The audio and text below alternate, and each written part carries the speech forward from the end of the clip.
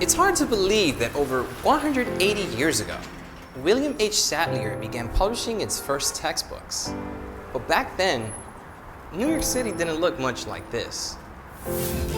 It was here in 1832 that two brothers, Dennis and James Sadlier, immigrants from Ireland, began publishing materials to meet the educational needs of their community. So began the long history of a family-owned company that will be passed down from generation to generation. And remarkably, for the 1800s, Sadlier women will also provide crucial leadership for the company.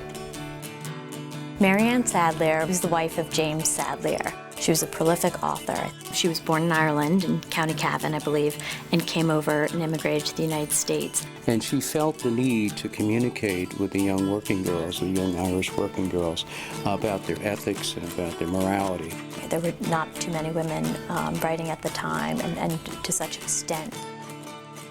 Annie Sadlier was the wife of William H. Sadlier, and on his deathbed, he asked her to keep the company going.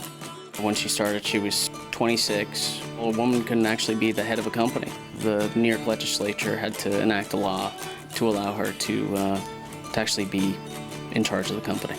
She's sort of a role model, she and Mary Ann Sadlier, for all of us. It was extraordinary. In 1896, Annie's son Frank began to decisively lead the company into the 20th century.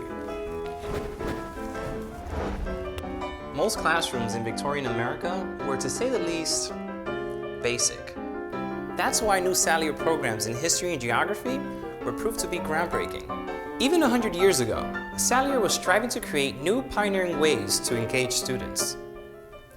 And that commitment continues today.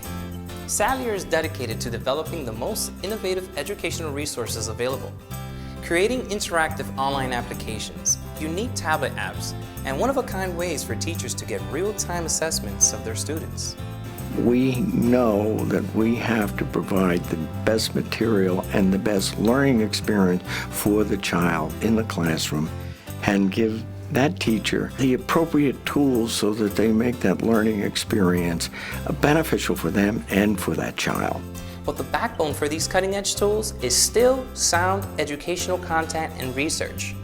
Whether it's our new Vocabulary for Success or a mathematics series, Sadlier works with respected authors from across the country to develop materials that are both rigorously tested and meet Common Core standards. So where are we going from here? What will education look like in years to come?